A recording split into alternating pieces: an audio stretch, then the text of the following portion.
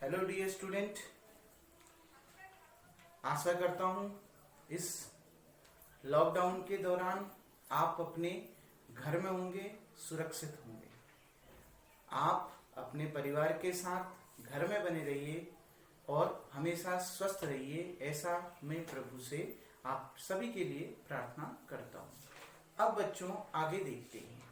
आज हम स्टार्ट करेंगे एक्सरसाइज 3.2 क्वेश्चन नंबर 4। ठीक बच्चों, क्वेश्चन नंबर 4 क्या कह रहा है?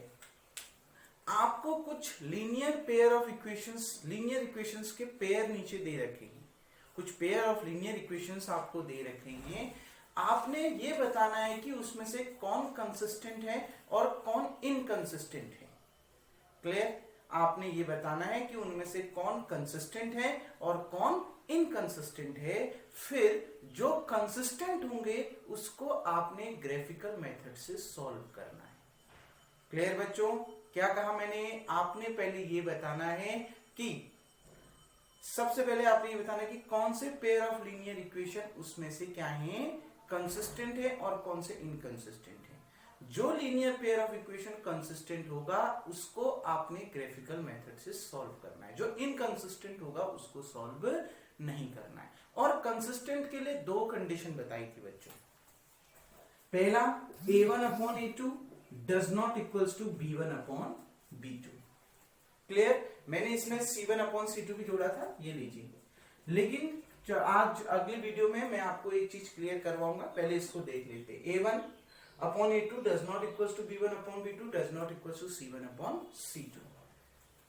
एक चीज और बच्चों, a1 upon a2 b1 upon b2 c1 upon c2, ये दो कंडीशंस को ध्यान देखिए। मैंने आपको बोला था जब कोई दो लाइन एक दूसरे को इंटरसेक्ट करती हैं, क्लियर, कंडीशन 1, और जब दो लाइन एक दूसरे पर कोइंसाइड होती हैं, दूसरी कंडीशन। पहली वाली कंडीशन में केवल एक सॉल्यूशन निकलता है, सेकंड क्वेश्चन में, सेकंड वाली कंडीशन में मेनी सॉल्यूशन निकलते हैं।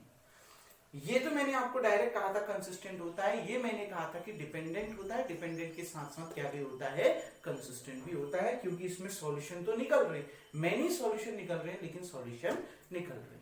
क्लियर बच्चों? तो अब अगर जो इन दो कंडीशंस को फॉलो करेंगी तो मैं उनको क्या मान के चलूंगा बच्चों? इन दोनों कंडीशंस को जो linear pair of equation follow करेगी उसको हम क्या मान के चलेंगे? कंसिस्टेंट, और उसको सॉल्व ग्राफिकल मेथड से करेंगे। क्लियर बच्चों? और जो इन कंडीशंस को सेटिस्फाइड नहीं करेगी वो इनकंसिस्टेंट होगी और उसको हम फिर आगे सॉल्व नहीं करेंगे। क्लियर बच्चों? दो पार्ट में बता रहा हूं, बचे हुए दो पार्ट आपने खुद करने। तो देखते हैं, स्टार्ट करते हैं बच्चों। पहला क्वेश्चन, पहले हम ये चेक करते हैं कि ये लीनियर पेयर ऑफ इक्वेशन आपका कंसिस्टेंट है या inconsistent. We know a1 equals to, पहली इक्वेशन से a1 b1 c1 निकलेगा। x का कोएफिशिएंट कितना है? 1, कुछ नहीं है ना, 1 है। a1 equals to 1, b1 y का कोएफिशिएंट कितना है? 1, c1, देखो c1 कैसे निकलेगा जब आप 5 को LHS में ले जाओगे। ये यहाँ प्लस में है, इक्वल टू के इधर जाके माइनस में हो जाएगा, तो c1 की वैल्यू कितनी आ गई? -5। क्लियर बच्चों? उसके बाद देखिए, अब अगला a2 इक्वल्स टू x का कोएफिशिएंट कितना? 2, b2 इक्वल्स टू x का कोएफिशिएंट कितना, y का कोएफिशिएंट कितना? 2, और c1 इक्वल्स टू, देखो बच्चों, c2 इक्वल्स टू ये 10 है, इसको LHS में ले जाओगे, कितना आ जाएगा? -10। क्लियर बच्चों? नाउ अब क्या निकालिए? a1 upon a2, 1 upon 2। उसके बाद निकालिए b1 अपॉन b2, कितना आ गया? 1 अपॉन 2। उसके बाद c1 अपॉन c2 कितना आ गया? -5 अपॉन -10, माइनस से माइनस कैंसिल, 5 अपॉन 10 यानी कितना आ गया? 1 अपॉन 2। क्लियर बच्चों? देखिए, ये भी 1 अपॉन 2, ये भी 1 अपॉन 2, ये भी 1 अपॉन 2, मतलब that implies that a1 upon a2 equals to b1 upon b2 equals to c1 upon c2। तो ये कंडीशन किसकी थी? मतलब दोनों लाइन क्या है? कोइंसाइड है। Pair of lines are coincide. अगर ये कोइंसाइड है तो इसके कितने सॉल्यूशन? मेनी सॉल्यूशन, मतलब वो इक्वेशन क्या है? कंसिस्टेंट है। ठीक हो गया ना बच्चों? बताया था। It's mean pair of lines are consistent, या pair of linear equations are consistent. Clear है? ये पेयर ऑफ लाइन्स क्या है? कंसिस्टेंट है। अगर वो कंसिस्टेंट है तो अब हमने उसको क्या करना है? सॉल्व करना है। तो बच्चों यहीं पर हम लिख देते, लास्ट में लिख लेंगे। चलो इतना आ गया ना बच्चों समझ में? अब आगे बढ़ते हैं, क्योंकि हमें इस कंडीशन को देख के पता चल गया है दोनों लाइंस में जितने भी x और y की वैल्यू निकलेंगी, दोनों इक्वेशंस को में अगर हम सॉल्व करेंगे, जितनी भी x और y की वैल्यू निकलेगी, वो दोनों जो लीनियर इक्वेशन है उनमें क्या होगा? कॉमन पॉइंट होगा। क्लियर है? अगर मान लिया x की वैल्यू 1 है तो यहाँ पर भी x की वैल्यू 1 होगी, y की वैल्यू 2 है तो y की वैल्यू यहाँ भी 2 होगी ही होगी। क्लियर है? मतलब दोनों पेयर ऑफ लाइंस में जितने भी पॉइंट्स निकलेंगे वो कॉमन होंगे, तभी तो कोइंसाइड होगी, एक के ऊपर एक लाइन बनेगी। क्लियर बच्चों? आगे देखते हैं। अब इसको मिटा देता हूं। तो ये तो हमें पता चल गया कंसिस्टेंट है। अगर कंसिस्टेंट है तो सॉल्व करना है, ये फर्स्ट और ये क्या? सेकंड। क्लियर बच्चों? तो देखिए solution of line 1, solution of equation 1, तो क्या एक बार आपने क्या कर देना है? x y, x की जगह में क्या रख दोगे? 0। अगर आपने x की जगह 0 रख दिया तो 0 plus y equal to 5, y equal to कितना आ गया? 5। क्लियर बच्चों? एक बार इसी इक्वेशन में y की जगह में 0 रख दो, तो y की जगह में 0 रख दिया तो x इक्वल टू कितना आ गया? 5। तो पॉइंट्स क्या निकल गए? पॉइंट्स बच्चों 0,5 और दूसरा पॉइंट्स क्या निकल गया? 5,0। पॉइंट्स क्या होते हैं? x, y बहुत बार बता चुका हूं। देखिए बच्चों ऐसे ही हमने सॉल्यूशन ऑफ इक्वेशन 2, वैसे तो मैंने बता दिया कोइंसाइड कंडीशन को देखते हुए जितने भी पॉइंट्स निकलेंगे वो कॉमन निकलेंगे। अगर इसके 0 पर y की वैल्यू 5 आई है तो इसमें भी x इक्वल टू 0 पर y की वैल्यू क्या आएगी? 5 आएगी। आप देख लीजिए, देखिए यहां पर x, यहां पर y, x की वैल्यू कितनी? 0, तो रखिए 2 into 0 plus 2y equals to 10, 2 into 0 कितना? 2, 2y equals to 10, y equals to, देखो ये यहां मल्टीप्लाई में, इक्वल टू उधर जाके डिवाइड में, 10/2 कितना आ गया बच्चों? 5।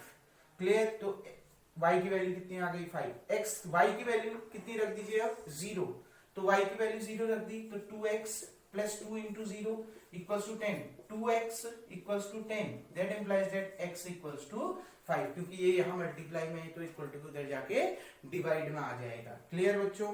तो पॉइंट्स भी आपके निकल गए। इसके पॉइंट्स क्या हो गए? वही x जब 0 है तो y की वैल्यू 5, और x जब 5 है तो y की वैल्यू 0।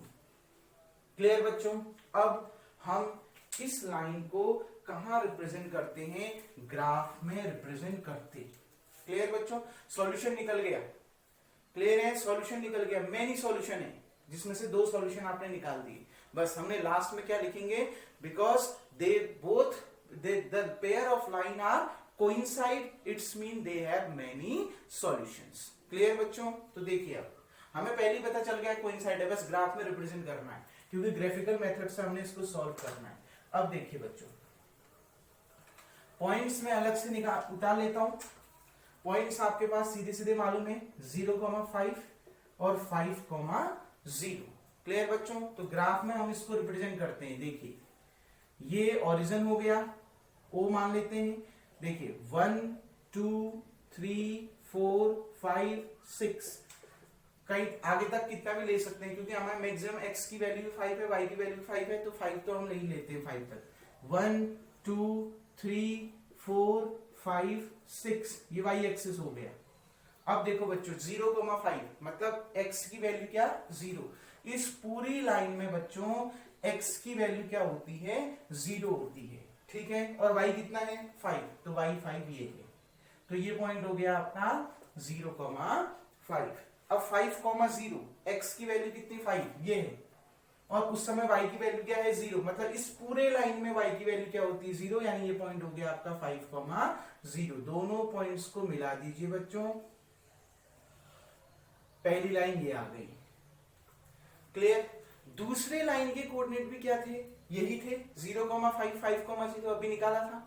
दूसरे लाइन के कोऑर्डिनेट भी यही थे, मतलब दूसरी लाइन भी इसी लाइन के ऊपर मिलनी है बच्चों।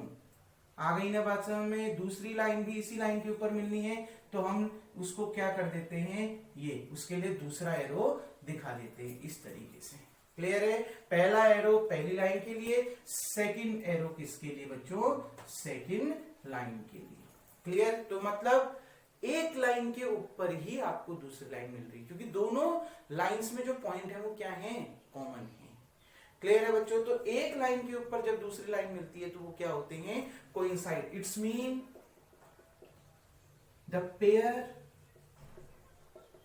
Of lines are coincide. Clear है, the pair of lines are coincide, मतलब एक के ऊपर एक लाइन बनी हुई है। इट हैज या it have many solution and it have many solutions. ठीक है, और इनके कितने सॉल्यूशंस होंगे, मेनी सॉल्यूशंस होंगे। कोई एक सॉल्यूशन नहीं होगा, कई सॉल्यूशन इसके बच्चों निकल कर आएंगे। क्लियर, होप सो आपको समझ में आ गया होगा। अगर यहां कंडीशन होती इंटरसेक्टिंग लाइन की, किसकी बच्चों, इंटरसेक्टिंग लाइन की। क्लियर है, अगर इंटरसेक्टिंग लाइन की कंडीशन होती तो यहां कितने सॉल्यूशन निकलते, एक ही सॉल्यूशन निकलता। और वो सॉल्यूशन कहां होता, जहां पर आप देखते दो लाइन इंटरसेक्ट कर रही हैं, उसको एक्स में भी देख लेते और उसको वाई में भी देख लेते, तो एक्स कॉमा वाई करके रिप्रेजेंट कर देते, वही उसका क्या होता, सॉल्यूशन होता। क्लियर बच्चों, आ गई ना बात समझ में, पहला पार्ट समझ में आ गया। अब अगले पार्ट की ओर बढ़ते हैं, सेकेंड पार्ट की ओर बढ़ते हैं। देखिए बच्चों, अब देखो, अब सेकंड पार्ट को समझते हैं। सेकंड पार्ट क्या कहता है, सेकंड पार्ट है x minus Y equals to 8, x minus Y equals to 8, और है 3x minus 3y equals to 16, 3x minus 3y equals to 16।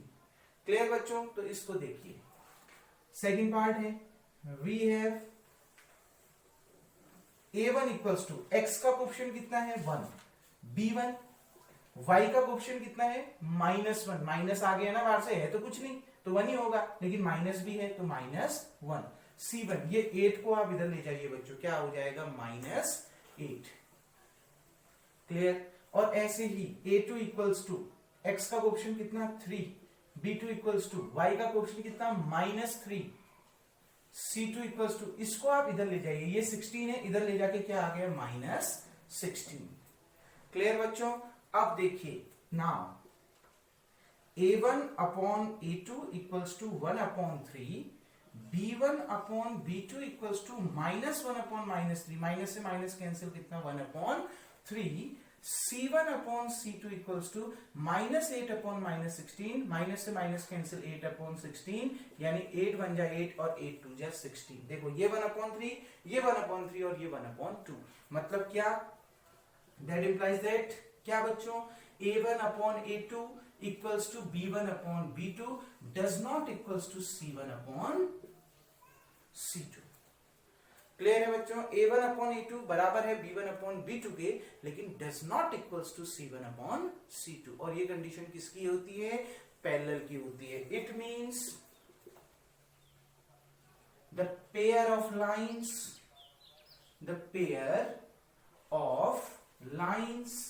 Are parallel. ठीक है बच्चों, the pair of lines are parallel. अगर पेयर ऑफ लाइंस पैरेलल होते हैं, इसका मतलब क्या है, दे आर इनकंसिस्टेंट, मतलब वो क्या है, इनकंसिस्टेंट हैं, and they have no solution, और उसका कोई भी सॉल्यूशन नहीं होता है। समझ में आया बच्चों, इट मींस, देखिए अगर ये कंडीशन होती है, इसका मतलब है दो लाइंस क्या है, पैरेलल हैं। अगर दो लाइन पैरेलल हैं बच्चों, इसका मतलब ये है, it means the pair of lines are parallel, they are inconsistent and they have no solution. अब जब इनकंसिस्टेंट है तो हमने ग्राफ बनाना ही नहीं। क्लियर बच्चों, अब देखिए बचे हुए जो दो पार्ट हैं इसके बच्चों, क्लियर, जो बचे हुए दो पार्ट हैं आपने खुद से बनाने, ठीक। इन बचे जैसे दो पार्ट में मैंने आपको प्रैक्टिस करवाई, सेम बचे हुए दो पार्ट में, क्लियर हो गया, उसको खुद से बनाना। अगर कोई दो लाइन एक दूसरे को कहीं पर इंटरसेक्ट करती हैं तो कितने सॉल्यूशन होंगे, केवल एक सॉल्यूशन होगा, और जो एक सॉल्यूशन होगा बच्चों उस सॉल्यूशन को आप निकाल लीजिए। कैसे, x में मेजर कर लीजिएगा और दूसरा कहां मेजर कर लीजिएगा, y पर मेजर कर, जहां पर वो दोनों लाइन से एक दूसरे को काट रही हैं उस पॉइंट को x में मिला देना, x की वैल्यू निकाल लो, और जो वो पॉइंट y पर जहां मिल रहा होगा उसमें y की वैल्यू निकाल लीजिएगा। क्लियर बच्चों, तो बचे हुए दो पार्ट आपने खुद से बनाने हैं। होप सो आपको इतना समझ में आया होगा। अब हम बढ़ते हैं क्वेश्चन नंबर 5 की ओर। क्लियर बच्चों, क्वेश्चन नंबर 5 देखते हैं। क्वेश्चन नंबर 5 बच्चों, क्वेश्चन नंबर 5 क्या कह रहा है, एक रेक्टेंगुलर पार्क है, एक रेक्टेंगुलर पार्क है, उस रेक्टेंगुलर पार्क की जो लेंथ है उसके विड्थ से 4 मीटर ज्यादा है। कह रहे आ गई ना बात समझ, क्वेश्चन को ध्यान से समझना। क्वेश्चन कह रहा है एक रेक्टेंगुलर पार्क है जिसमें रेक्टेंगुलर पार्क की लेंथ उसके विड्थ से 4 मीटर अधिक है, 4 मीटर ज्यादा है। क्लियर बच्चों, अब आपसे क्या बोल रहा है, आपने क्या निकालना है, और सेमी पैरामीटर भी दिया हुआ है 36 मीटर, सेमी पैरामीटर भी दिया हुआ है। क्लियर, मतलब आपको रेक्टेंगुलर पार्क की लेंथ दी है, ब्रेड्थ भी दी है, यानी विड्थ भी दी है, और कह रहा है कि जो लेंथ है वो विड्थ से कितना 4 मीटर ज्यादा है, 4 मीटर मोर है। क्लियर हो गया, और दिया है सेमी पैरामीटर कितना दिया हुआ है 36 मीटर। आपने क्या निकालना है, इसका सॉल्यूशन निकालना है, मतलब x और y की वैल्यू निकालनी है। देखो आंसर में आपने क्या निकालना है, जो पार्क है पार्क का डायमेंशन निकालना है, मतलब लेंथ एंड विड्थ को निकालना है। क्लियर बच्चों, समझ में आ गया क्वेश्चन, आगे बढ़ते हैं। मान लिया लेंथ ऑफ रेक्टेंगुलर पार्क है x मीटर और उसकी विड्थ हमने कितना मान लिया y मीटर। अब क्वेश्चन में बढ़ते हैं। क्वेश्चन कह रहा है कि जो अकॉर्डिंग टू क्वेश्चन लेंथ जो है रेक्टेंगुलर पार्क की कितनी x, उसके विड्थ से, विड्थ कितनी y, कितना ज्यादा है 4 ज्यादा है, ज्यादा होता है तो क्या कर देते हैं, प्लस कर देते हैं। क्लियर बच्चों, इस y को इधर ले लें तो कितना आ जाएगा x minus Y equals to 4, that is equation number first. कोई प्रॉब्लम इसमें, आ गया ना बच्चों समझ में, ठीक। अब देखते हैं आगे, आगे बढ़ते हैं, ध्यान से समझना। x इधर गया, x minus Y equals to 4। Clear, कैसे बना, क्योंकि लेंथ उसकी विड्थ से कितना ज्यादा है 4 ज्यादा है, तो x equals to y plus 4, यानी y इधर आ गया x minus Y equals to 4। Semi parameter, parameter क्या होता है रेक्टेंगुलर का, हमें पैरामीटर पता है बच्चों 2 लेंथ प्लस ब्रेड्थ, यानी 2 लेंथ प्लस ब्रेड्थ हमें मालूम है। आ गई ना बात में, यही होता है पैरामीटर। लेकिन अभी पैरामीटर की बात नहीं कर रहा है, सेमी पैरामीटर की बात कर रहा है। सेमी का मतलब उसका आधा, अगर ये पैरामीटर है तो इसका आधा निकाल दो, मतलब इसको किससे मल्टीप्लाई कर दो 1/2 से। पैरामीटर तो हमें मालूम है ना इतना, उसको हाफ निकाल दो, सेमी उसका हाफ निकालना है। क्लियर, इक्वल्स टू कितना 36, 2 से 2 क्या हो गया कैंसिल। एल कितना मान रखा है, रेक्टेंगुलर पार्क की लेंथ कितनी मान रखी है x, और ब्रेड्थ यानी विड्थ कितनी मान रखी है हमने y, तो x plus y equals to कितना 36, दैट इज इक्वेशन नंबर 2। आ गया ना बच्चों इतना समझ में। अब हम इसको ग्राफ, अब क्योंकि हमने अभी दूसरी मेथड पढ़ी नहीं है, देखो इसको सॉल्व करने की सबसे लंबी मेथड है आपका ग्राफिकल मेथड। क्लियर बच्चों, अभी जब धीरे धीरे आप आगे बढ़ोगे, आप दूसरे मेथड पढ़ोगे तो आप सॉल्व इसको इजीली कर सकते, क्योंकि यहां से ये नहीं कह रहा कि ग्राफिकल मेथड से ही सॉल्व करो। अगर पेपर में यही क्वेश्चन आया, कह दिया खाली इसकी डायमेंशन फाइंड करो, ग्राफिकल मेथड से नहीं, तो ग्राफिकल मेथड का यूज मत करना, क्योंकि उससे भी इजी मेथड बाद में आपके आएंगे। क्लियर बच्चों, अब आगे बढ़ते हैं। अब लेकिन हमने अभी एक ही मेथड पढ़ी है ग्राफिकल मेथड, तो मैं उसी मेथड से इसको सॉल्व करवाऊंगा। देखिए बच्चों, अब 2 इक्वेशन है, उस दोनों इक्वेशन को हम अलग से लिख लेते हैं। पहली इक्वेशन है x minus Y equals to 4, और दूसरी इक्वेशन है x plus y equals to 36। Clear, अब देखिए बच्चों, solution of equation 1, solution of equation 1, solution निकालते हैं इक्वेशन 1 का। आपने क्या कर देना है, एक्स वाई, एक बार एक्स की जगह में 0 रख दो, 0 minus Y equals to 4, 0 minus Y कितना, minus Y equals to 4, Y equals to कितना, ये माइनस उधर चला गया -4। क्लियर बच्चों, एक बार y की जगह में 0 रख दो, यानी x minus 0 equals to 4, x minus 0 कितना, x इक्वल्स टू 4, तो x की वैल्यू कितनी आ गई, 4 आ गई। यानी पॉइंट्स क्या निकल के आ गए बच्चों, पॉइंट्स निकल के आ गए 0, -4, और दूसरा पॉइंट्स क्या निकल के आ गए, x की वैल्यू 4, उस समय y की वैल्यू 0, यानी 4, 0। क्लियर बच्चों, अब आगे बढ़ते हैं। देखिए सॉल्यूशन ऑफ इक्वेशन 2, इक्वेशन 2 का सॉल्यूशन देखो बच्चों। अब यहां पर भी वही चीज, पहले x फिर y। क्लियर बच्चों, अब देखो x की वैल्यू 0 रख दो, 0 plus y equals to 36, 0 plus y कितना, y इक्वल्स टू कितना, 36। क्लियर बच्चों, अब दूसरा देखिए, अब मैं क्या कर देता हूं, y की जगह में कितना रख देता हूं, 0 रख दीजिए, y की जगह में 0 रख दीजिए, x की वैल्यू कितनी आ गई, 36, क्योंकि y की जगह में 0 रख दोगे तो x प्लस 0 इक्वल्स टू 36, यानी x इक्वल्स टू कितना, 36। क्लियर बच्चों, इतना समझ में आ गया। अब आगे बढ़ते हैं, तो पॉइंट्स देख लेते हैं।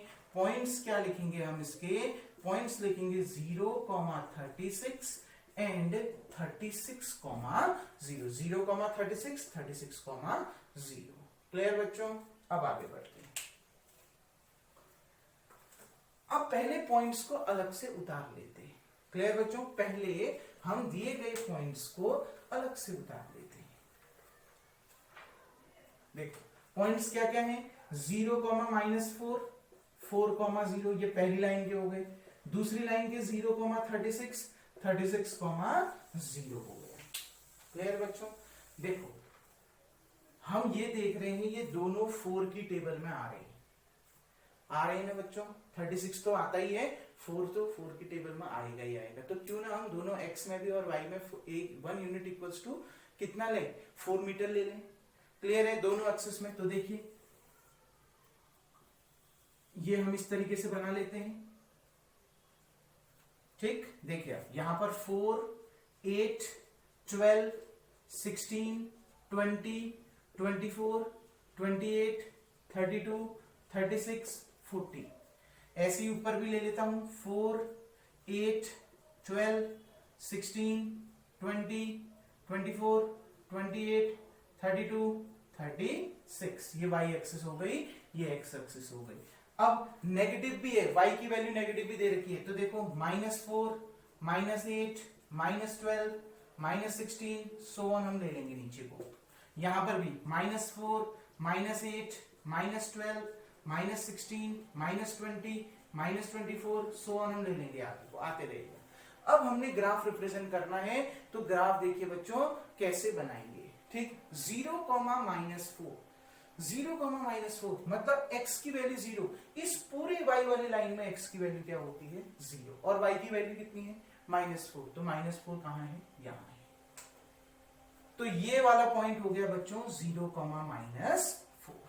क्लियर, आगे देखें, x की वैल्यू 4, x की वैल्यू 4 ये है, y की वैल्यू कितनी है, 0।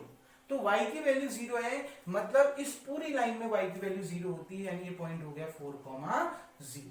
क्लियर, इन दोनों पॉइंट्स को मिला दीजिए बच्चों, कुछ इस तरीके से मिल जाएगी।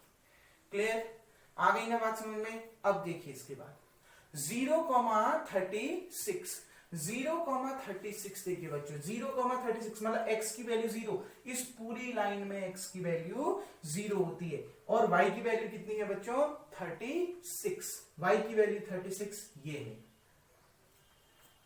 आ गई ना बात समझ में।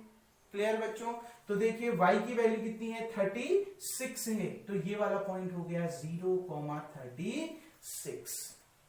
अब देखिए x की वैल्यू कितनी है, 36, ये हो गई। x की वैल्यू कितनी, 36, x की वैल्यू 36 हो गई। y की वैल्यू कितनी है बच्चों, 0। इस पूरे लाइन में y की वैल्यू 0 होती है, यानी ये वाला जो पॉइंट है 36, कितना आ गया, 0 आ गया। 0 36 कॉमा कितना आ गया 0 आ गया। तो इन दोनों पॉइंट्स को मिला देते हैं बच्चों। 36 36 देखिए इन दोनों पॉइंट्स को हमने मिला दिया। क्लियर हो गया ना बच्चों।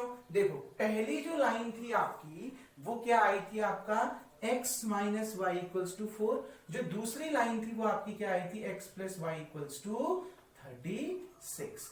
अब ये देखिए ये दोनों पॉइंट्स एक दूसरे को कहीं ना कहीं काट रहे हैं ना। कहां पर काट रहे हैं इस पॉइंट पर काट रहे हैं।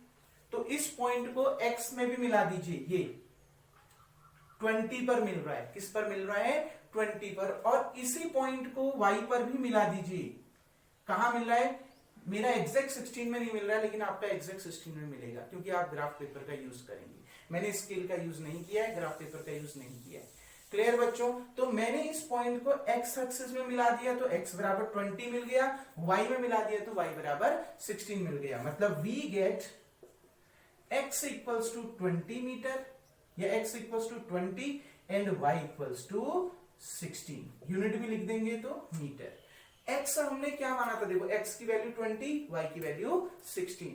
हमने x क्या माना था लेंथ मानी थी। मतलब बच्चों लेंथ कितनी निकल गई 20 मीटर और जो विड्थ या फिर ब्रेड्थ आपकी कितनी निकल गई ब्रेड्थ कितनी निकल गई आपका 16 मीटर। तो यही आपका क्या है आंसर है। इन दोनों को जोड़ो 36 आ रहा होगा क्योंकि सेमी पैरामीटर 36 था ना। तो 20 प्लस 16 कितना 36 और इन दोनों को घटाओ 4 आ रहा होगा क्योंकि क्या कह रहा था लेंथ विड्थ से या ब्रेड्थ से कितना ज्यादा है 4 ज्यादा है। तो विड्थ कितनी है 16 लेंथ कितनी है 24 ज्यादा है। होप सो आपको ये दोनों क्वेश्चन समझ में आ गए होंगे बच्चों। जो आज क्वेश्चन नंबर 4 और क्वेश्चन नंबर 5 आपको दोनों समझ में आ गए होंगे। क्वेश्चन नंबर 4 के बचे हुए पार्ट आप खुद से करिए और अगर आपको किसी क्वेश्चन में दिक्कत होती है तो आप मुझसे पूछिए। तो इतना होप सो बच्चों समझ में आ गया होगा। अब अगला क्वेश्चन अगली वीडियो में देखते हैं। तब तक के लिए थैंक यू।